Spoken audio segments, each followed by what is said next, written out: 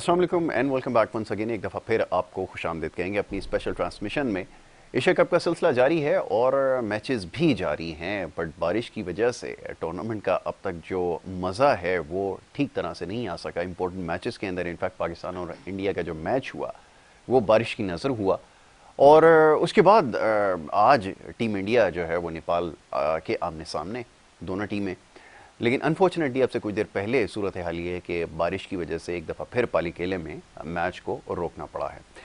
और गो के नेपाल की टीम से कुछ ज़्यादा एक्सपेक्टेशंस तो नहीं थी, लेकिन उसके बावजूद मैच मुकम्मल होना ज़रूरी था, वो कि समहाउ नहीं हो पा रहा। ऐसा लगता ही है कि बारिश की वजह से मज़ीद जो है वो डिले हो सकता है। तो बहरहाल सूरत हाल से आपको आगाह करते रहेंगे और इंडियन कैंप में जो ख़बरें हैं उस हवाले से भी बताएंगे और आने वाले वक्त के हवाले से भी बात होगी। तो बहरहाल एशिया कप के हवाले से और भी बहुत सारी चीज़ें हैं, ख़ास तौर पे जो आपके सवालात हमें बज़रिया सोशल मीडिया हम तक पहुंचते हैं उसके ऊपर भी कोशिश करते हैं प्रोग्राम में गुफ्तगू करें।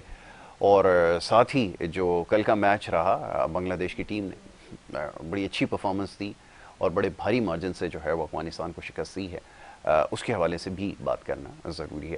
तो बड़ी शानदार बैटिंग परफॉर्मेंस रही और अगेन जब पाकिस्तान के अंदर मैचेस हो रहे हैं तो बड़े मैचेस का रिज़ल्ट नज़र आ रहा है और अच्छे आप समझ लें कि एंड पे मैच का जो है वो इख्तिताम हो रहा है।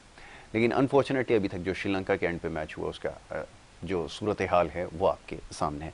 तो जनाब इसके ऊपर ज़रूर बात की जाएगी। और साथ ही एक और चीज़ जिसकी यहाँ पर मेंशन करना चाहूँगा, हमारे स्पॉन्सर्स तमाशा ऐप की जानिब से ये है कि अगर आप मैच को देखना चाहते हैं, लाइव स्ट्रीमिंग देखना चाहते हैं अपने मोबाइल के ऊपर, तो तमाशा ऐप को आपने डाउनलोड करना है और उसके ज़रिए आप फिर ये मैच है वो देख सकते हैं।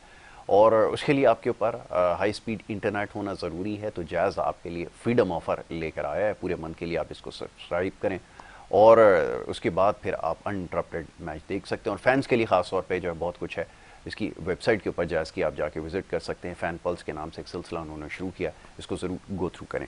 वेल आते हैं अपने मेहमानों की तरफ और आज के मैच के हवाले से और सो फार जो अब तक मैचेस हुए हैं उसके ऊपर डिस्कशन आज भी जारी रहेगी। मौजूद मेहमानों का पैनल हमारे साथ मौजूद है। सबसे पहले जो हमारे मौजूद मेहमान हैं क्रिकेट एनालिस्ट हैं वकार हुसैन साहब, और इससे पहले भी हमारे साथ मुख्तलिफ प्रोग्राम्स में हिस्सा ले चुके हैं, तो उनसे आज बात होगी। वकार भाई को वेलकम करूँगा। Thank you so very much Waqar भाई फॉर बीइंग विद अस। दूसरे हमारे जो मौजूद मेहमान हैं इससे पहले भी हमारे साथ ट्रांसमिशन का हिस्सा रहे हैं और खुलकर आज उनसे गुफ्तगू होगी तमाम जो क्रिकेट के इश्यूज़ हैं उसके ऊपर। विशाल अंसारी साहब जाना पहचाना नाम है, क्रिकेट एनालिस्ट हैं, उनको मैं वेलकम करूँगा। Thank you so very much Vishal भाई प्रोग्राम में वक्त देने के लिए। वकार भाई, एक्सपेक्टेशंस ज़्यादा नहीं थी श्रीलंका के अंदर मैचेस के हवाले से। रेन की जो फोकास्ट थी वो पहले से मौजूद थी और बिल्कुल वैसा ही हुआ। तो टूर्नामेंट का जैसे पाकिस्तान में मैचेस हो रहे हैं कोई रिज़ल्ट आए, लेकिन वहाँ पर जो मैचेस हो रहे हैं वो बारिश की वजह से आपके सामने है सूरत हाल। तो बहुत सारे सवालात इसके ऊपर उठ रहे हैं, लोग ये सवाल कर रहे हैं कि क्यों इसके ऊपर कॉम्प्रोमाइज़ किया गया। और जब फोरकास्ट आपके पास अब तो महीनों पहले की फोरकास्ट होती है कि यहाँ पर बारिश होगी, तो ये जो एशियन क्रिकेट काउंसिल है उसकी क्रेडिबिलिटी के ऊपर क्वेश्चन मार्क लग गया। क्या कहेंगे? देखिए जी, सबसे बड़ी चीज़ मैं आपको बताऊं कि एक लफ्ज़ों में कहा जाता है कि इस टाइम इंडियन क्रिकेट बोर्ड जो है डोमिनेट कर रहा है, डोमिनेट भी कर रहा है, बल्कि मैं तो एक बड़े सख्त लफ्ज़ कहूँगा कि वो इस टाइम पूरी दुनिया के क्रिकेट का बदमाश है वो। बिल्कुल ठीक है। और वो उसने एक जिद करी हुई है कि पाकिस्तान में नहीं आऊँगा, जबकि माशाल्लाह पूरी दुनिया की टीमें यहाँ पे आके खेल चुकी है। और यही टूर्नामेंट एशिया कप अगर पाकिस्तान में होता तो मैं समझता हूँ कि और बहुत अच्छे तरीके से होता। और यहाँ पर एक सबसे बड़ा जो हमारे चार्म है कि यहाँ पर रन्स भी अच्छे खासे 50 ओवर बनते हैं और चेस भी होते हैं। और यही जो हालांकि श्रीलंका में हो सकता है अच्छा टूर्नामेंट, लेकिन बारिशों की वजह से ये मुस्तकिल इंटरप्ट रहेगा और आइंदा भी कुछ नहीं पता क्या होगा। तो सबसे बड़ा तो ये कहूँगा कि मैं एशियन क्रिकेट काउंसिल को और पाकिस्तान क्रिकेट बोर्ड को ये बात माननी ही नहीं चाहिए थी। कोई फर्क नहीं पड़ता, अगर एक दफ़ा आप करें तो सही ना कि इंडिया एक टीम को बाहर तो करें। जैसे इंडिया साफ कह देता है कि पाकिस्तान नहीं आ रहा तो नहीं आ रहा, कोई फर्क नहीं पड़ता। तो हम लोगों में कुछ इस तरह की कुछ वो पावर नहीं है जो हम किसी को कह सकें। बल्कि आज भी मैं टीवी पे देख रहा था कि ज़का अशरफ साहब ने कहा है कि अगर इंडिया हमें दावत देगा तो हम जाएंगे। तो उनसे पता होना चाहिए इंडिया हमें ना दावत देगा ना हम वहाँ जा सकेंगे। ठीक है, बिल्कुल ठीक है। तो ये इसका सारा रिजल्ट है और ये सारी खराबी जो है क्रिकेट की इसकी वजह से हो रही है। बिल्कुल ठीक है। विशाल भाई, इसमें क्या इजाफा करना चाहेंगे? जैसे अभी वकार भाई ने कहा, कैसे बात मानी जाएगी, क्या इस पोजीशन में है? वो जगह देख के आया था, बड़ी खूबसूरत जगह है और ये अनएक्सपेक्टेड रेंज नहीं है जी जी, ये सीजन है आपने उनका। बिल्कुल ठीक कहा, और unexpected इस नहीं। मैं अभी तो मैं देख रहा हूँ कोलंबो के अंदर जो कल बारिश हुई है जी। वहाँ पे गाड़ियाँ बह गई हैं, तो वो तो 1-1.5 फीट पानी, जबकि मैं श्रीलंका को मैंने देखा है वहाँ बारिशें क्योंकि ज़्यादा होती हैं तो उनका सिस्टम भी वैसे ही बना हुआ, बारिश होती है और पानी निकल जाता है। तो मुझे तो आगे कोलंबो के जो 5 मैचेस हैं सेमीफाइनल के जो फाइनल राउंड के मैचेस हैं, उन 5 मैचों में मुझे कोलंबो में बड़ा खतरा लग रहा है कि वहाँ की बारिश इससे भी ज़्यादा है। तो मैं वकार भाई ने असल में चूँकि एशियन क्रिकेट काउंसिल को इतना कुछ कह दिया तो मैं आगे और क्या कहूँ मैं कि देखिए ये सारे शेड्यूल जो है ये बहुत ज़्यादा वहाँ के मजहबी रसूमात देख के, वहाँ की बारिश की फोरकास्ट देख के, वहाँ के एनवायरनमेंट को देख के फिर रखे जाते हैं। जबकि श्रीलंका के अंदर जब ये बारिशें ख़त्म होंगी तो वहाँ पे एक इतना ख़तरनाक गर्मी का एक पोजीशन होती है जिसमें ह्यूमिडिटी इतनी लो चली जाती है कि सफोकेशन इतना बढ़ जाता है कि खिलाड़ी के लिए शाम में खेलना भी मुश्किल हो जाता है। तो उस पीरियड में एशियन क्रिकेट काउंसिल चूँकि उस पर डोमिनेट करते हैं इंडियंस, तो उन्होंने पाकिस्तान से मैचेस वहाँ वो तो शिफ्ट तो करवा दिए, लेकिन उस जल्दबाजी के अंदर वो उन तमाम चीज़ों को नहीं देख सके। इसलिए कि देखें आगे तो क्रिकेट इतनी ज़्यादा आ रही है कि इनके पास पीरियड ही नहीं था। और श्रीलंका के अलावा इनके पास दुबई वो जाना नहीं चाह रहे थे, इसलिए कि दुबई में उनके पास लोग कम होते हैं, पाकिस्तानी फैन ज़्यादा होते हैं, उनके लिए वहाँ जीतना मुश्किल होता है। तो वो घुमा फिरा के वो इंडिया वहाँ पे लेके गया श्रीलंका, जिसका बहुत शदीद नुकसान हुआ। देखें इसके नुकसान 3-4 हैं। इसमें नजम सेठी, मैं समझता हूँ कि इंडिया की जो पॉलिटिक्स थी उसमें नजम सेठी ने थोड़ा सा अपने आप को बचा लिया कि उन्होंने कुछ मैचेस पाकिस्तान में रखे, वो जो रॉयल्टी होती है पाकिस्तान को मिलने वाली थी इन मैचेस से, उसमें उनका हिस्सा पाकिस्तान का अब शामिल रहेगा। ठीक है। लेकिन ये दूसरी तरफ एक नुकसान ये हो गया कि चूंकि श्रीलंका में जो मैचेस शिफ्ट हुए वो उन जगहों पे हो गए जहाँ पे बारिशें बहुत ज़्यादा थी। अगर इसी को ये दूसरी जगह श्रीलंका में तो 7-8 ग्राउंड ऐसे जो, और इतनी खूबसूरत ग्राउंड है वो, इतनी लश ग्रीन।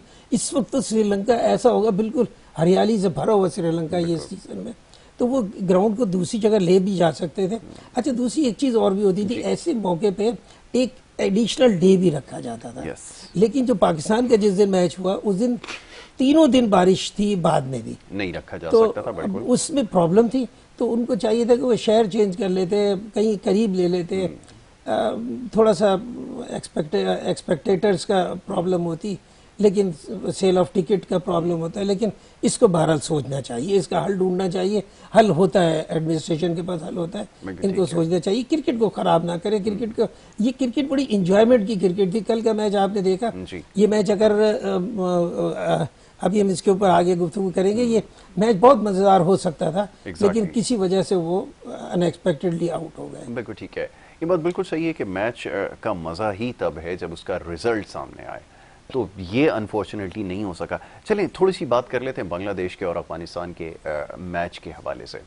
और ख़ास तौर पे कल भी हम देख रहे थे कि जिस तरह से उन्होंने बैटिंग की है, तो बैटिंग के लिए कंडीशंस थी आपके पास, यानी कि अगर पार्टनरशिप लग रही है तो आपको विकेट सपोर्ट कर रही है, तो वो चीज़ है। और सबसे बड़ी बात है कि फेवरेबल आपके पास कंडीशंस हैं, ओवरहेड कंडीशंस आपको सपोर्ट कर रही हैं। अब ये फिर अगेन वही बात आती है कि इससे अच्छी कंडीशंस मेरे ख्याल में क्रिकेट खेलने के लिए कहीं पूरी दुनिया में शायद नहीं हो सकती, ना मिडल ईस्ट में हो सकती, ना इस वक्त ऑस्ट्रेलिया में है, ना इंग्लैंड के अंदर है, कहीं है। आपके पास पाकिस्तान है, लेकिन क्योंकि आपकी से नहीं है तो अनफॉर्चुनेटली आपको कॉम्प्रोमाइज़ करना पड़ा। अब सवाल ये है कि मज़ीद और कितना कॉम्प्रोमाइज़ करना पड़ेगा, और फिर क्या। दूसरी बात ये कि आगे गोइंग फॉरवर्ड अगर आपको जाकर इंडिया में खेलना पड़ेगा और अगर आप अपनी टर्म्स रख सकते हैं, पहले तो सवाल ये वकार भाई हम उस पोजीशन में हैं, हमारे यहाँ तो पता नहीं होता, ज़का अशरफ साहब हैं, हो सकता है 3 महीने बाद कोई और हो। देखिए मामलात यहाँ पे हैं कि जब तक क्रिकेट को सियासत से आप अलग नहीं करेंगे ये क्रिकेट सही नहीं हो सकती। ठीक है, क्योंकि जो भी अपनी मर्जी से, पहले नजम सेठी आए वो भी एक सियासी पोजीशन से आए, उसके बाद ज़का अशरफ आए ये भी एक सियासी हैसियत से आए। तो जो सियासी हैसियत से आता है या कोई इस तरह सिफारिश से आता है तो वो फिर अपना काम उसी हिसाब से करता है कि मेरा भी पता नहीं कि मैंने कितने दिन यहाँ पे रहना। जैसे अभी बीच में सिलसिला चल रहा था कि शायद ज़का अशरफ साहब भी फारिग हो जाए, लेकिन पता नहीं क्यों। तो अभी ये जब तक सिस्टम हमारे यहाँ सही नहीं होगा, और सिस्टम की बड़ी खराबी है, वही घूम फिर के लोग, अगर नजम सेठी आते हैं तो वो अपने आदमियों को लेकर आ जाते हैं, ज़का अशरफ आते हैं तो अपने लोगों को लेकर आ जाते हैं। तो ये सारे मामला चल रहे हैं। जब तक एक आप सही जगह पे सही आदमी को लेकर नहीं आएंगे, जिसकी जो जॉब है वो उस जॉब को करेगा और सही तरीके से। और हमारे यहाँ सबसे बड़ा एक प्रॉब्लम क्या है जी, हमारे यहाँ क्रिकेट में अकाउंटेबिलिटी नहीं है। बिल्कुल बिल्कुल ठीक है कि हमने ये काम दिया। मैं आपको एक छोटा सा वाकया बांग्लादेश का सुना दूं। इसमें एक चीज का और इजाफा कर दूं, आपने सिर्फ क्रिकेट कहा, किसी भी चीज में नहीं। वो अब आप अपनी बहरहाल बात वो जारी रखिए। इसलिए मैंने क्रिकेट का लफ्ज लिया कि हम क्रिकेट जी, क्रिकेट पे बात कर रहे हैं, हो ये रही बात तो सही मैंने है, बिल्कुल क्रिकेट की सही बात है। करी है, वरना तो यहाँ पे तो किसी भी अल्हम्दुलिल्लाह कहीं पे भी कोई बिल्कुल नहीं, ठीक लेकिन क्रिकेट की वजह से क्रिकेट मैंने की क्रिकेट का नाम खास कर लिया। तो मैं आपको बता रहा था कि बांग्लादेश में एक जगह है BKSP, जी, उससे पता नहीं कोई बंगाली में मखबूल बनता है। जी, वहाँ 7th क्लास से बच्चे को लिया जाता है, लड़का लड़की, और 12 स्पोर्ट्स गेम खेले जाते हैं। क्रिकेट नंबर 1 है उनका। जी, तो मोस्ट ऑफ दी जो इनके जो नेशनल प्लेयर है उस एकेडमी से निकले हुए हैं। बिल्कुल ठीक है। और वहाँ की मैं आपको बड़ी अहम बात बताऊं कि सुबह 6 बजे बच्चा ग्राउंड में अगर क्रिकेट कैप होता है, उसका कोच से 2 मिनट 5 मिनट पहले होता है। वाह, और जब 12 बजे 1 बजे वो ख़त्म करके आता है तो उसने अपने जो उसका हेड होता है उसको बताना होता है कि आज मैंने क्या किया। अगर वो सही काम नहीं कर रहा, वहाँ बड़ी अकाउंटेबिलिटी है। हम अपने 15 दिन में वहाँ पे रहकर आए हूँ, मेरी टीम गई थी वहाँ पे कस्टम्स की। तो मैं बता रहा हूँ कि जहाँ अकाउंटेबिलिटी नहीं है ना, जहाँ पे दोस्ती और अकरबा परवरी होगी, तो वहाँ पे ऐसा ही होगा जो कुछ होगा। ठीक है। जका साहब आए, वो उनको कुछ नहीं पता क्या है, वो अपने आदमी ला के रख रहे हैं, पूछते हैं कल को सेठी साहब आ जाएंगे, फिर वही वापस वही लोग आ जाएंगे जो पहले थे। तो बिल्कुल ऐसा ही। बस मैं अब आप कुछ कर नहीं सकते। बिल्कुल ठीक है, ये म्यूजिकल चेयर जो है वो चलता रहेगा। और हमारे पास अब बड़ी अनफॉर्चुनेट है कि पूरी दुनिया में स्पेशलिस्ट लोगों को हायर किया जाता है। अगर आपको एडमिनिस्ट्रेटिव इश्यूज़ को ठीक करना है तो आपके पास स्पेशलिस्ट लोग होते हैं, लेकिन हमारे यहाँ माशाल्लाह से साफ़ी भी कोई शुगर कार्टेल वाले और ना जाने कौन कौन फिर आकर क्रिकेट बोर्ड को चला रहा है। मिसल में ये भी एक वजह आपके ख्याल में है कि हमारी ये जो अभी तक मामला सेट नहीं हो सके। अब मैं उनसे क्या क्रिकेट के ऊपर बात करूँ, जिनका ना कोई बैकग्राउंड है क्रिकेट का, ना उनको कोई एडमिनिस्ट्रेशन को तो यकीनन उनको आइडिया हो सकता है, बट क्रिकेट से क्या ताल्लुक बनता है ये फरमाइए। देखिए, एडमिनिस्ट्रेशन का भी अगर होता है कुछ तो मामला अच्छे होते हैं। बिल्कुल ठीक है। लेकिन एक इन सारी चीज़ों से हटके एक चीज़ इसमें अच्छी भी है। हम हर चीज़ को बुरा ना कहना चाहिए। इस वक्त पाकिस्तान की cricket team one of the best time से गुजर रही है। ठीक है। इससे अच्छा टाइम पाकिस्तान क्रिकेट बोर्ड के पास, पाकिस्तान क्रिकेट टीम का इससे अच्छा टाइम नहीं है। आप देखिए कि इनकी फील्डिंग बिल्कुल इम्प्रूव हो गई। हमारी टीम कभी भी खराब नहीं रही, किसी पीरियड में खराब नहीं रही। एक शॉर्ट पीरियड के लिए कुछ हो, हमारी बॉलिंग बैटिंग दोनों हमेशा अच्छी रही। हमें कभी फील्डिंग ने सपोर्ट नहीं की। इस दफ़ा हमारी फील्डिंग भी इसको सपोर्ट कर रही है। थोड़ा सा बैटिंग में हम थोड़ा सा ऊपर नीचे हो रहे हैं, लेकिन बॉलिंग में हमारे पास पीछे पूरी की पूरी लौट पड़ी हुई है। अच्छा, अब रह गया जहाँ तक एडमिनिस्ट्रेशन का ताल्लुक, तो एडमिनिस्ट्रेशन का ताल्लुक ये है कि नजम सेठी ने बहुत सारी चीज़ें ठीक की थी, लेकिन ये जो पॉलिटिकल असाइनमेंट है ना, ये इस मुल्क से जब तक ख़त्म नहीं होगा हमारी चीज़ें ठीक नहीं होंगी। हम अंडर द प्रेशर बहुत सारे काम ऐसे कर जाते हैं। देखिए, अभी पाकिस्तान क्रिकेट बोर्ड ने दोबारा से ग्राउंड स्टाफ जो है उनकी सैलरी अप्रूव कर दी। अब मुझे बताइए कि जो ग्राउंड स्टाफ ने पिछले 10 साल 8 साल सरवाइव किया, वो दोबारा अब उस एज में रह गया कि वो दोबारा आके ग्राउंड के ऊपर रोलर घसीटे और अपनी एनर्जी के साथ, अपनी एक्सपर्टीज के साथ वो काम करे। तो ये चीज़ें अजीबोगरीब चीज़ें इस मुल्क में होती रहती है, जो शायद मेरे ख्याल में दुनिया के किसी मुल्क में नहीं है। और यही वजह है कि हमारी फर्स्ट क्लास क्रिकेट हमें वो सब कुछ नहीं देती है जो उनको उसमें से देना चाहिए। हालांकि हमने पूरी दुनिया को क्रिकेट खेलने का ढंग सिखाया, सलीका सिखाया। हमारे पास 50 ओवर की क्रिकेट हमारे यहाँ होती थी, दुनिया में नहीं होती थी। दुनिया में तो 60 ओवर की क्रिकेट होती थी, 8 बॉल की होते थे ओवर, हमारे 6 बॉल का ओवर होता था। आखिरकार हमारी क्रिकेट पे आया अंडर 15, अंडर 16, अंडर 19, ये दुनिया में कहीं नहीं होती थी। आप खेले कराची में, और उसके बाद पाकिस्तान ने शुरू किया। T20 टूर्नामेंट कराची में होता था, वो ICC ने अप्रूव किया और फिर अब वहाँ पे होने लगा। तो ये सारी क्रिकेट हमने सिखाई, लेकिन हमने खुद क्या किया, हमने वो सारी क्रिकेट का सत्यानाश कर दिया। किस वजह से? सिर्फ पॉलिटिकल असाइनमेंट की वजह से। तो ये अब बंद होना चाहिए, इससे क्रिकेट बहुत खराब है। ये आपने बिल्कुल ठीक कहा कि ये एक बहुत इंपॉर्टेंट फैक्टर है जिसकी अभी निशानदेही की गई है कि ये सारे जितने भी फॉर्मेट्स आजकल मॉडर्न एरा में आपको नजर आते हैं, वो यहीं से उनका सिलसिला स्टार्ट हुआ था। वेल, डिस्कशन जारी रखते हैं। मैच की इस वक्त सूरत हाल ये कि 189 फॉर 6 विकेट अभी तक नेपाल की टीम ने किए हैं। 40.3 ओवर्स का खेल जो है वो अब तक हो चुका है। बारिश के बाद सिलसिला क्योंकि दोबारा उसका आगाज़ हो गया, तो ये इस वक्त मैच जारी है।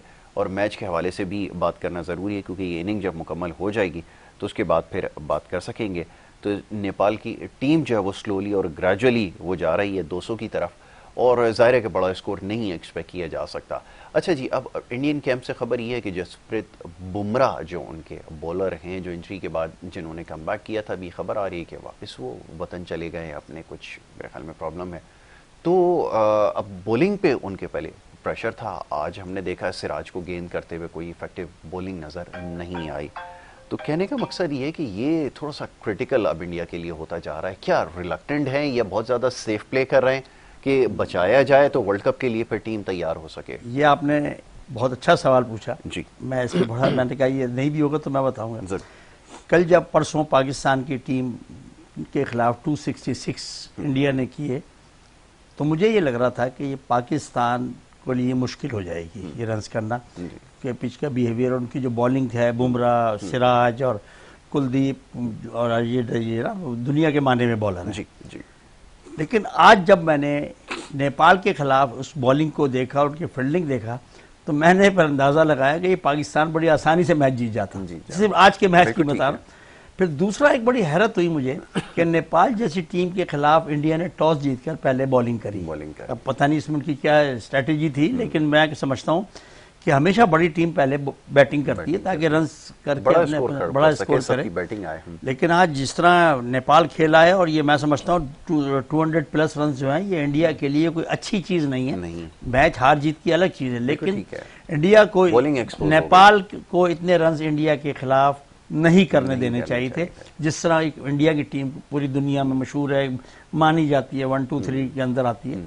तो मैं बड़ा हैरान हुआ और मैंने कहा अगर शायद मैच हो जाता तो इंशाल्लाह पाकिस्तान ये रन आसानी से कर लेता आज की बॉलिंग पे। अब विशाल भाई, अब सवाल ये है कि आप अपने बॉलर्स को बहुत ज़्यादा यूज़ कर रहे हैं, आपका नो डाउट बेहतरीन पेस अटैक है, बेहतरीन कॉम्बिनेशन है, कोई सेकंड थॉट नहीं, बट वहाँ पे हम देखते हैं कि बड़ा स्मार्टली प्ले कर रहे हैं।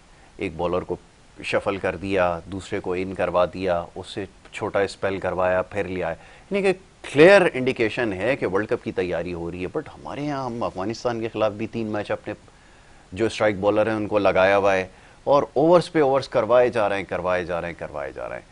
वर्ल्ड कप के लिए कोई स्ट्रैटेजी है हमारे पास? ये यही स्ट्रैटेजी है कि जो विनिंग कॉम्बिनेशन है हर जगह अप्लाई करो, अगेंस्ट नेपाल भी, अफगानिस्तान भी, इंडिया भी, सब जगह? क्या कहेंगे? देखिए, ये बड़ी नुकसानदेह बात है। इसमें 2-3 पहलू हैं। एक तो ये कि कोई लड़का अगर अनफिट हो गया तो आपके लिए प्रॉब्लम होगी। दूसरा ये है कि अगर कोई लड़का अनफिट नहीं होता और वर्ल्ड कप में जाके अनफिट होता है तो क्या आपने पीछे उसकी टीम तैयार की है? तो ये टूर्नामेंट ऐसा था, अब कम से कम ऐसी पोजीशन में आप आ गए कि अब आपको चाहिए था कि आखिर में आप अपने लड़कों को एक आपको रेस्ट देखें और दूसरे लड़के को देखें। आप फ़हीम को गलत लेके गए मेरे हिसाब से, इसलिए कि आपके पास जब ऑलरेडी इतने बॉलर्स पीछे मौजूद थे जो बहुत अच्छे थे, तो आप उन लड़कों को लेके जाते हैं। फ़हीम की जगह मैं नहीं समझता हूँ कि इस वक्त टीम में बनती थी, इसलिए कि देखिए जब से हम स्पेशलाइज बॉलिंग पे चले गए तो उसके बाद से हम 5 स्पेशलाइज बॉलर से खेल रहे होते हैं। उसका नतीजा क्या निकला कि सामने वाली टीम किसी वक्त भी उस प्रेशर से नहीं निकलती है जो प्रेशर हमारे ये 5 बॉलर देते हैं। और यही इंडिया के खिलाफ मैच में भी आप देखें कि इंडिया के हमने शुरू में 4 आउट करके एक लंबी पार्टनरशिप तो लगी, लेकिन वो लंबी पार्टनरशिप जैसी टूटी तो फिर नीचे कोई उन सारे बॉलरों को झेल नहीं सका। इसका मतलब ये कि हमारी बॉलिंग किसी एक पीरियड में तो चले, उन्होंने एक होता है कि एक टाइम होता है जब अच्छी बैटिंग कर गए, लेकिन वो बहरहाल आफ्टर ऑल वो टीम हमारी बॉलर्स हमारे डोमिनेट कर गए। लेकिन अगर यही बॉलिंग में से कोई एक बॉलर इस वजह से हो गया कि अनफिट है और टीम से बाहर हो गया, तो फिर जो दूसरा बॉलर आएगा वो उसकी जगह उतनी अच्छी टीम में नहीं बनेगी जितनी कि वो, इसलिए कि वो तो पहले डीमोरलाइज हो चुका है। आपको उसको खिला के और उसको बताते रहना चाहिए कि भाई आप वर्ल्ड कप में आप हमारे ऐसे बॉलर, स्ट्राइक बॉलर हो गए जो पीछे बैठे हो गए, इन केस आप अपनी पोजीशन में रहना। तो ये जो चीज़ें, अच्छा सिर्फ ये बॉलिंग में नहीं है, ये बैटिंग में भी है। बैटिंग में भी हमारे पास इस वक्त हमने जो अच्छे बैट्समैन थे हमारे सेकंड लॉट के, हम उनको बिल्कुल ही ज़ाया कर रहे हैं। तो हमें एक बॉलर और एक बैट्समैन, हमें उनको, और हमारे पास ऐसी बात नहीं है कि वो जो पीछे बैठे हुए हैं वो हल्के हैं, वो भी इन 4 के साथ जाके वो 5वां बड़ा खतरनाक हो सकता है। तो इनको थोड़ा सा इस चीज़ का ख्याल करना चाहिए। लेकिन ये पॉलिसीज़ टीम की क्यों बनती है, कौन बनाता है, मैं इस पर ज़्यादा बात नहीं कर सकता हूँ। बड़े सीजन लोग हैं, बहुत समझदार लोग हैं और टीम को बड़ा अच्छा सहारा दिया हुआ है, तो अब देखते हैं क्या बात है। ठीक है वकार भाई, ये अब सवाल ये पैदा होता है कि जब आप नंबर 1 बन जाते हैं, अब एक बड़ा साइकोलॉजिकल प्रेशर भी डेवलप हो गया है प्लेयर्स के ऊपर कि आप नंबर 1 हैं, आपने पोजीशन को रिटेन करना है। नो डाउट इसकी अपनी इंपॉर्टेंस है, बट डोंट यू थिंक कि हमें स्मार्टली प्ले करने की ज़रूरत है? क्योंकि मॉडर्न क्रिकेट में देखें, पहले की बात और होती थी विशाल भाई, वो एक ज़माना था जो साल के अंदर मेरे ख्याल में 6 वनडे या 5 वनडे मिलते थे जी, 4 टेस्ट होते थे या 5 टेस्ट होते थे, T20 तो था ही नहीं, तो उसके लिए तो आपके पास गुंजाइश बहुत होती थी, फिर वो डोमेस्टिक क्रिकेट खेल कर अपने आप को फिट रखते थे। लेकिन अब तो इंटरनेशनल क्रिकेट इतनी है कि आपका डोमेस्टिक का सीजन जो है वो खतरे में पड़ गया कि आपके पास टाइम नहीं है डोमेस्टिक खिलाने का लड़कों को। ऐसी सिचुएशन में क्या किया जाए कि अब आप ऐसी स्ट्रैटेजी बनाएं कि आपके पास प्लेयर आफ्टर प्लेयर हो, ताकि अगर आप, जैसे भी विशाल भाई ने कहा कि आपको एटलीस्ट सब ये कहना है कि रेस्ट दें, जमान खान आपके पास लॉट में है, वसीम जूनियर है और 2-4 लड़के और हैं, तो रोटेशन की तरफ तो आएँ। लेकिन ये फैसला क्यों नहीं कर पा रहा है कि बस नंबर 1 रहना है तो वही सारी आपकी प्लेइंग 11 है, हर मैच में आप उतार रहे हैं, क्यों ऐसा है? देखिए, एक तो मैंने अंदाज़ा ये लगाया कि हमारे जो प्लेयर जो जिनको खिला रहे हैं कि ये ड्रॉप कोई नहीं होना चाहता जी, जो मेन इसका मकसद है कि क्यों मैं बता रहा हूं, वो ड्रॉप इसलिए कि अब वो ऐसी बात हो जाती कि बहरहाल छड़े वो तो अलग चीज़ है, इसको मैं कितनी कंट्रोवर्सी, बेस्ट बॉलर है इस टाइम हमारे पाकिस्तान दुनिया के, मैं तो समझता हूँ कि बेस्ट बॉलिंग अटैक खेल रहा फास्ट वो वकार भाई याद होगा आपको, एक विकेट कीपर था जो हर मैच में 2-2 3-3 कैचेस छोड़ रहा था।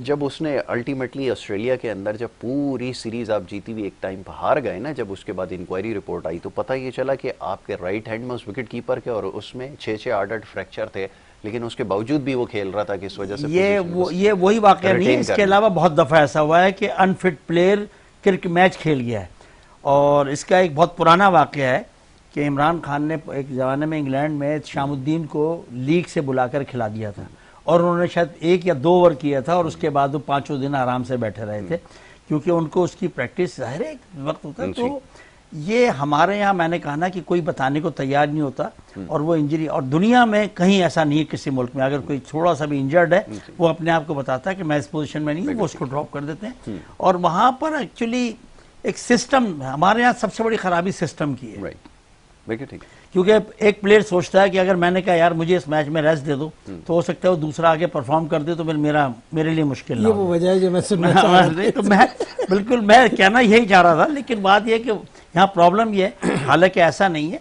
अब शाहीन शाह अफरीदी है, लेकिन शाहीन शाह अफरीदी को हमको बड़ा बचा के चलना पड़ेगा। कितना यूज कर रहे हैं, देखें ना, जिस तरह हम उसको यूज कर रहे हैं, हमारे लिए वर्ल्ड कप में प्रॉब्लम हो सकती है, तो उसको बचा के चले। एक दफा इसका नुकसान भी उठा चुके हैं। आप नेपाल के खिलाफ, मैं नहीं समझता था कि आप ये इतनी बड़ी बॉलिंग खिलाएं, बिल्कुल ठीक है, मेरा जो अपना ख्याल है, बिल्कुल सही है, और उसमें किसी एक आधा बैट्समैन को भी चेंज कर सकते थे। तो ये है, यो हर कोई मकसद यहाँ ये चाहता है कि मैं खेलूंगा। अब देखें ना, रिजवान को, किसी प्लेयर को ये स्टेटमेंट देना नहीं चाहिए कि मैं 4 नंबर पर बड़े बेहतरीन बैटिंग करूंगा, तो उन्होंने 4 नंबर कहे कि 4 नंबर खेल रहे हैं, वो खेल रहे हैं, बिल्कुल ठीक है। जबकि मेरे हिसाब से दूसरे जो प्लेयर हैं उनको 4 नंबर पे होना चाहिए। बिल्कुल सही बात है कि आपके पास दीगर प्लेयर्स हैं, और ये तो मैनेजमेंट को डिसाइड करना होता है, कोचेस को बैठ के सोचना होता है कि आपको किस नंबर पे किसको खिलाना है। वो उसके अंदर मैं बता दूं कि हमारे यहाँ हमेशा से एक बड़ा प्रॉब्लम रहा है, हो सकता है, लेकिन कोचेस से कम हमारा कप्तान जो है ना वो टीम बनाता है, माँ सिवाय एक सरफराज ऐसा था जो वो टीम खुद नहीं बना सकता था, बाकी तमाम कप्तान खुद टीम यहाँ पे बनाते हैं, खुद अपनी रखते हैं और उसको करते हैं। देखिए, इसमें मैं एक चीज़ ऐड कर दूं रिजवान की। इस वक्त रिजवान अनफिट है, आपने देख लिया, उसकी गेंद लग गई है, तो बड़े काम की बात आपने बताई है, बहुत कम लोगों को इस बारे में। आपको याद होगा, पिछले पहला मैच था या सेकंड मैच था, एक बाउंसर थी तो बहुत ऊंची चली गई थी, तो बड़ी हाइट लेके जब मिली तो उसकी उंगलियों से गेंद लग के बाउंड्री पार कर गई, और उसके बाद से अब तक वो गेंद को दोनों हाथों से उठा नहीं रहे। और आप एक चीज को और नोट कीजिएगा, जो गेंद हाइट पे जा रही है तो उससे ये गेंद कैप नहीं हो रही है, नीचे की गेंद है तो वो जैसे तैसे पकड़ रहा है, लेकिन वो बॉडी के ऊपर लेके दबा लेता है, लेकिन ऊपर की गेंद उससे बिल्कुल नहीं पकड़ी जा रही है। बहुत दफा ऐसा हुआ कि उसने ऐसे करके गेंद को नीचे गिरा दिया, तो वो, लेकिन वो छोड़ेगा नहीं, इसलिए कि जो आने वाला प्लेयर है वो आके कहीं अपनी जगह ना बना ले। यहाँ पे टीम मैनेजमेंट को ऊपर हावी होना पड़ेगा, अगर टीम मैनेजमेंट हावी नहीं हुई इनके ऊपर तो इसके नुकसानात आ गए। हम वर्ल्ड कप में हमने पहले शाहीन शाह अफरीदी को ज़ाया किया था, तो ऐसा ना हो कि हम वर्ल्ड कप के अंदर फिर किसी बड़ी, इसलिए कि ये उससे अच्छा ऑलराउंडर भी नहीं है टीम में, तो ज़रा सा रिजवान को ज़रा एहतियात से लेके चलना चाहिए।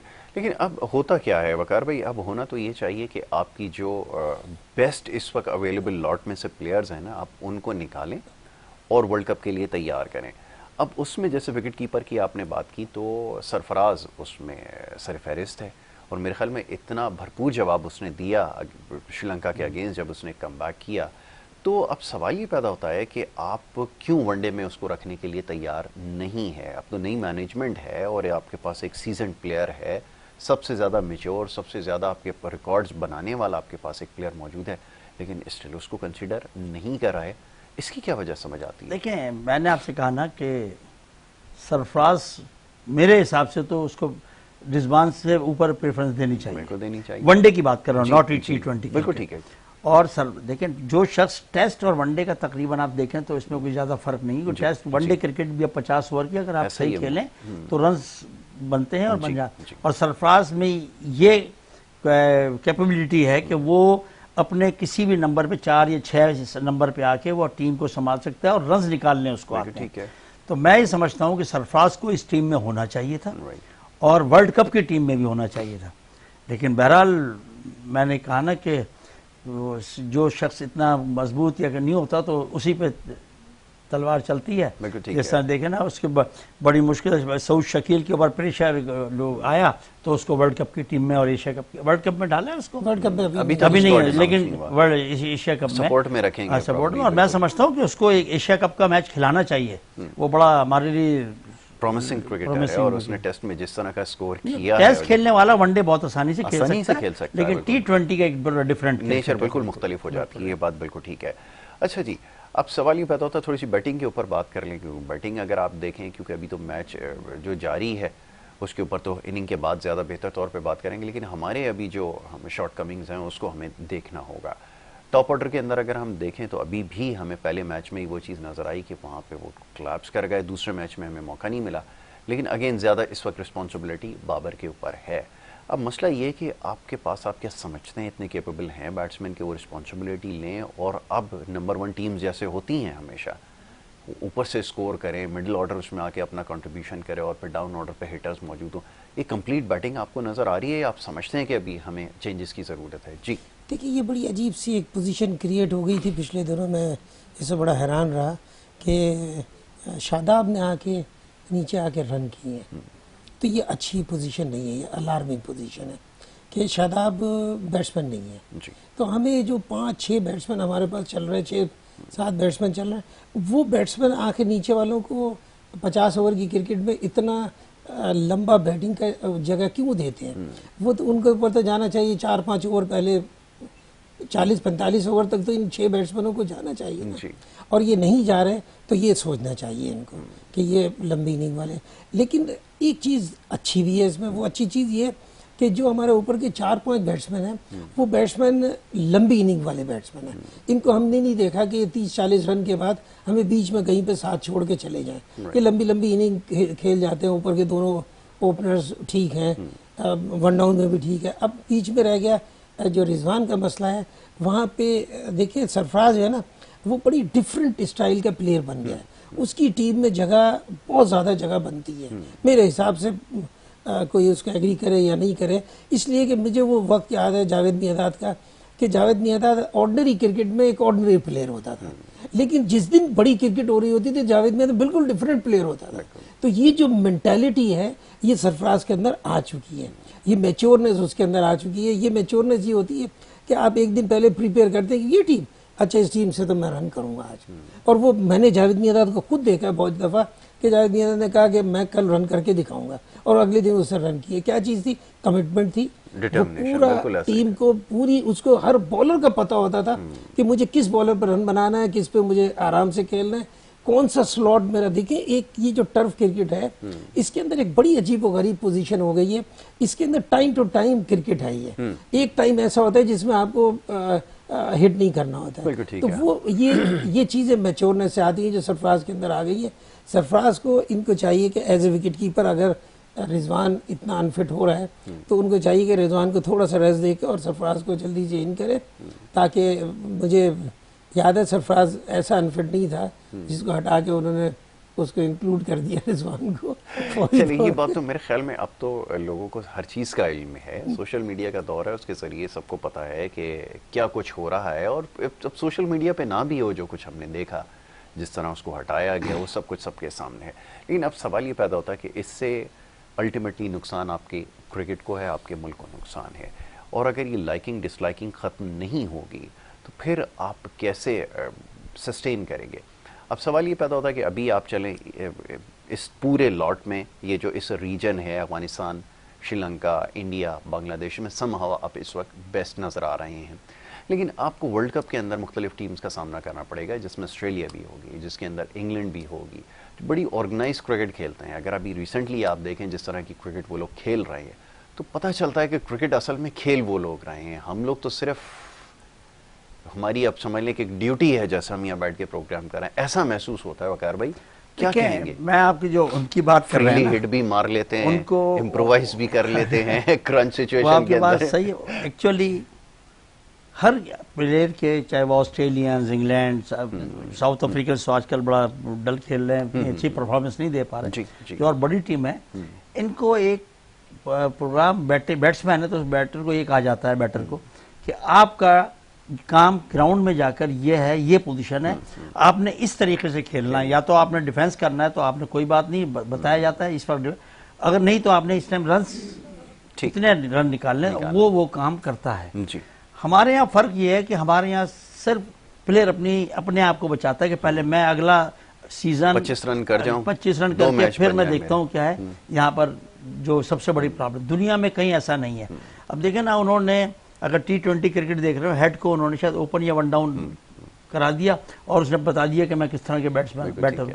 टेस्ट मैच में वो आता है 6ठे नंबर पे, वहां पे आके वो अपने रन्स कर देता है। तो ये उनके यहाँ हर एक को एक काम दिया जाता है, वो उस पर पूरा उतरते हैं। उनसे अगर वो काम फर्ज किया कि वो 100 भी कर लेता है, लेकिन जो उसको वो दिया गया था, अपना टास्क दिया गया था, वो उसने अगर पूरा नहीं किया है तो फिर उसको प्रॉब्लम भी होती है कि नहीं, ये आपको दिया गया था, आपने क्यों नहीं किया, जो हमारे यहाँ पे नहीं है। दूसरा मैं कहूँ सिलेक्शन के बारे में, आप पिछले आप लीग्स देख लें, पाकिस्तान के देख लें, तो नवाज कभी भी अब परफॉर्म नहीं कर पा रहा है। काफी पिछले कोई 15-20 मैचेस थे, आप रिकॉर्ड उठा के देख लें, लेकिन मेरी समझ में नहीं आता है कि उसको क्यों ये खिलाए जा रहे हैं। हालांकि और किसी को ट्राई कर सकते हैं, हमारे पास बेहतर स्पिनर्स। ऑलराउंडर तो आप लेकर गए हैं, तो आप फहीम को चांस दे सकते थे। नहीं, बात स्पिनर्स की हो रही है, मैं स्पिनर्स कर रहा हूं। स्पिनर्स की आप बात कर रहे हैं, मुझे अभी विशाल भाई की बात से याद आया कि ऑलराउंडर को ले जाने का जो पर्पस था ना, वो जिसकी अभी बात हो रही थी, कि तो उस दिन जिस इंडिया के मैच में स्पिनर्स ने कुछ नहीं किया, वो तो आपके फास्ट बॉलर ही सारी विकेट ले गए ना।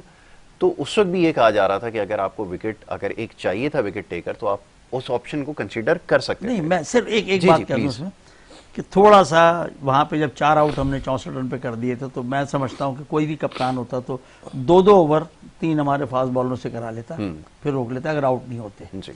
सबसे बड़ी चीज ये है कि आपने एक चीज नोट की कि आगा बहुत अच्छी गेंद कर रहा था, लेकिन मेरी समझ में नहीं आया कि उसको 3 या 4 ओवर के बाद उसको चेंज कर दिया और उसने वही बाकी कराया, जो बड़े अच्छी खासी मार लगी, जिससे पाकिस्तान को बड़ा नुकसान हुआ।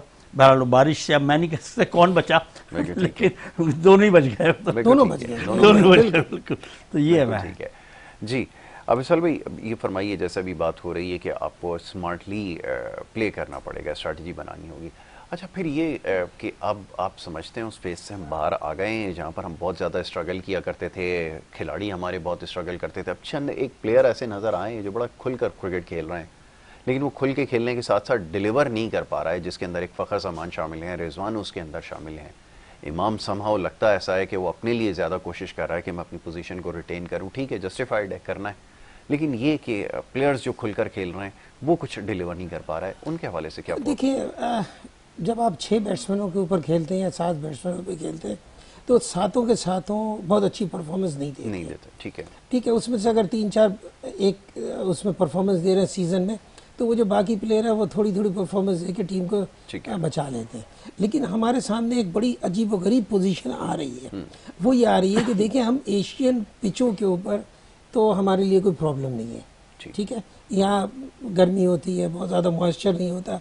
लेकिन जब हम वर्ल्ड कप के लिए जाएंगे तो वहाँ आप ये सोचिए कि हमने तो यहाँ एक ग्राउंड पे 2-2, 3-3 मैच खेल लिए। वहाँ जाके तो मुख्तलिफ ग्राउंडों पर मैचेस हैं और वहाँ का एनवायरनमेंट, सरफराज भाई तो ये तो बहुत दफ़ा हो के आ चुके हैं, वहाँ पे पोजीशन ये होती है कि वहाँ पे एक शहर और दूसरे शहर में इतना फ़र्क होता है पिचों का कि वहाँ की पिचों का बिहेवियर बिल्कुल अलग होता है। कहीं पे सर्दी ज़्यादा है, कहीं पे गर्मी ज़्यादा है, तो वो पिचों का बिहेवियर बिल्कुल डिफरेंट होता है। तो वहाँ जाके अगर आप यहाँ पे अगर आपने अपने तजर्बे पूरे नहीं किए तो वहाँ जाके आपको बहुत ज़्यादा प्रॉब्लम होगी। वर्ल्ड कप के अंदर आपको प्रॉब्लम हो जाएगी। आपके ओपनर, दोनों ओपनर जो हैं ये इन एशियन पिचों के लिए तो बहुत अच्छे हैं, लेकिन जहाँ पे गेंद ऑफ द पिच मूवमेंट हो रही होगी, देखिए अब गेंद का मसला चेंज हो गया। 50 ओवर की क्रिकेट में 2 गेंदें चल रही होती हैं, गेंद पुरानी नहीं होती है, ठीक है। गेंद को आपने उसको ग्लेस नहीं करना, तो नतीजा क्या निकलता है, अब गेंद को जो कुछ भी करना है ऑफ द पिच सीम से आपने गेंद को करना है, और सीम के प्लेयर हमारे पास है ही नहीं। बाबर आजम जो है ये फ्रंट फुट के प्लेयर हैं, ये जब अच्छी सीम हो रही होगी ना उस दिन फ्रंट फुट पे ये फंस जाएंगे। सीम का प्लेयर ये है कि उसको बहुत टाइम चाहिए होता है गेंद को समझने में, और ये सीम हर कोई बॉलर नहीं करता है। एक बॉलर कर रहा है, उसका पीरियड खत्म हुआ तो दूसरा आ गया। हमारे पास तो असल में चूँकि दोनों फास्ट बॉलर हमारे ऊपर के जो हैं वो पेस से करते हैं, जब वो उनका वक्त खत्म होता है लोग आराम से बैठते हैं कि हारिस नीचे दूसरा आएगा, वो हारिस सोहेल उससे भी तेज आ जाता है, तो यहाँ हमें फ़ायदा हो रहा है। लेकिन हमें सीमिंग बॉलर शाहीन शाह अफरीदी के अलावा हमारे पास कोई नहीं है, और वहाँ पे सारे सीम वाले बॉलर होते हैं, इसलिए कि उनकी प्रैक्टिस ही इसी पे होते, तो हम वहाँ पे हमें मुश्किल होगी वहाँ पे। बिल्कुल ठीक है। तो कंडीशंस की बात हो रही है इंडिया के अंदर, कंडीशंस तो चलें, ये बात सही है कि मुख्तलिफ जगह पे मुख्तलिफ वेन्यूज़ पे अलग अलग होती हैं, बट अगेन बैटिंग को ज़्यादा सपोर्ट करती हैं और आपको बैटिंग के ऊपर ज़्यादा फोकस करना पड़ेगा। बॉलिंग तो मेरे ख्याल में अब आपकी सिक्योर हो गई, आपके पास अल्टरनेटिव्स हैं।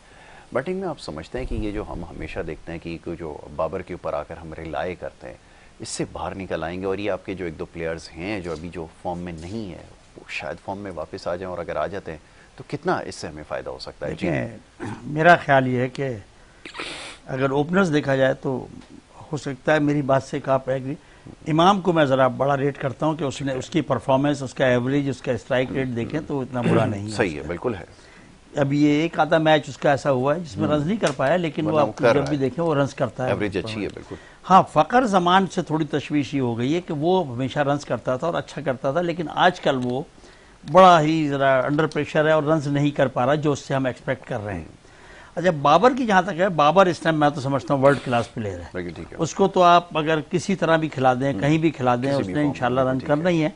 और बहुत अरसे बाद मैं तो ये समझता हूँ कि यूनुस खान और जावेद मियादाद के बाद ऐसा प्लेयर आया है जो हर क्रिकेट के अंदर एडजस्ट कर लेता है और रन्स भी कर लेता है। और अगर वो पिच पे खड़ा रहता है तो हमारे चांसेस तो बहुत ज़्यादा बन जाते हैं कि हम मैच को विनिंग के करीब लेकर चले जाएं। तो बाबर के तो इस टाइम मतलब मैं तो लोग तो मवाजना करते हैं, कभी किसी से मवाजना नहीं करना चाहिए। कोहली एक अपनी अलग जगह उसकी क्वालिटी है, इनकी एक अलग क्वालिटी है, और मवाजना भी करते हैं तो मैं समझता हूँ कि बाबर को एज है। अगर आप पूरी वनडे क्रिकेट उठा के देख लें तो उसको बाबर को एज है। लेकिन बाबर अच्छा प्लेयर है, टीम हमारी इस टाइम मैं समझता हूँ वेल बैलेंस टीम है बैटिंग के लिहाज से, क्योंकि थोड़े थोड़े रन मिला के हम अब देखें ना, अफगानिस्तान के खिलाफ इतना अच्छा जाते हुए आखिर में थोड़ा सा कमज़ोर पड़ गए। फिर हमारा मिडिल ऑर्डर में हम भूल रहे हैं, इफ्तिखार हमेशा से कामयाब रहा है, लोग उसको कहते रहे, लेकिन मैं उसको बड़ा अच्छा रेट करता हूँ मिडिल ऑर्डर में। और वो जैसा एक पोजीशन होती है, अगर रन्स करने हैं तो वो छक्के भी मार लेता है, नीचे सिंगल डबल भी कर लेता है, उसकी हमें बड़ी ज़रूरत है, बहुत अच्छा। और आजकल अगर आगा जल्दी ना करें, कुछ अपने उल्टे सीधे शॉट नहीं, तो वो गुड प्लेयर है। अगर वो सीधा खेले, जिस पर अभी आते जरूरत नहीं होती है कि रिवर्स शॉट और स्वीप की इसकी जरूरत नहीं होती, जो वो करने लग गए, तो उनको अगर ख्याल है कि ये ऑप्शन तब लिया जाता है जब आपसे रन्स ना हो, आपने 25-30 रन्स कर दिए और उसके बाद आप फिर उल्टा खेलें, सीधा खेलें, फिर आपको ठीक है। लास्ट वर्ड जी, विशाल भाई क्या कहना चाहेंगे? वो टीम तो जैसे वकार भाई ने कहा, मैं तो कप्तान बाबर आजम की वजह से ये नीचे के सारे प्लेयर रन कर जाते हैं। ये 35-40 रन करते हैं, बाबर वहाँ 50 करता है, 100 रन की पार्टनरशिप लगी होती है, लोग कहते हैं वाह वाह वाह वाह। उसमें क्रेडिट वो 35 वाले को क्रेडिट नहीं है, वो क्रेडिट 50 वाले को, वो लेके चल रहा है पूरी टीम को। ऐसा ही तो एक तो वो ऐसा गॉड गिफ्टेड प्लेयर है कि उसके प्रेशर का तो सवाल ही नहीं है। हाँ, हमने बहुत सारे प्लेयर देखे, जैसे यूनुस खान था, यूनुस खान भी प्रेशर नहीं लेता था। जावेद मियादाद चालाक था, वो अपनी चालाकी से सिंगले निकल लेते, आते थे, दूसरे से सिचुएशन से खिलाते निकल था। आते थे। लेकिन यूनुस खान तो खुद रन करता था और सामने वाला रन करे ना करे वो उसके प्रेशर, ये भी इसकी भी यही पोजीशन है। इंशाल्लाह हमें उम्मीद है कि वर्ल्ड कप, और अभी ये इसमें मेरे हिसाब से तो ये फेवरेट टीम है। और बैटिंग 267 जो नहीं हो सकते थे या नहीं हो सकते थे, उसका मुझे खतरा था। बिल्कुल ठीक है, इसलिए उसमें कि खतरा प्रेशर के महसूस हो ऊपर रहा था। रन पे रन करना ज़रा सा ये मुश्किल। प्रेशर सिचुएशन में हम लोग जो है वो थोड़ा सा मुश्किल में नजर आते हैं। Well, thank you so very much, बहुत शुक्रिया आपका वकार भाई, सर भाई आपका बहुत शुक्रिया, दोनों मोअज़्ज़िज़ मेहमानों का कि वो शामिल गुफ्तगू रहे। और कंसर्न अपनी जगह अभी भी मौजूद है, वो ये कि बारिश की वजह से आगे आने वाले मैचेस जो हैं वो मुतासर ना हो, और अगर ऐसा होता है जिसके इम्कानात ज़्यादा हैं तो फिर ये जो पूरा टूर्नामेंट है इसके ऊपर फिर बहुत बड़ा क्वेश्चन मार्क है कि ये जो करवाया गया इसकी वजह क्या थी एंड ऑल। सबसे ज़्यादा ज़रूरी है कि आप वर्ल्ड कप से पहले आपको भरपूर प्रेपरेशन मिले, और ये तमाम एशिया की टीमों के लिए बेहतरीन मौका था। और यही बात अब सोचने की है कि अगर ये अपॉर्चुनिटी मिस करेंगे तो जब सामने ये वर्ल्ड कप में आमने सामने टीमें होंगी तो उस वक्त फिर क्या नतीजा निकलेगा।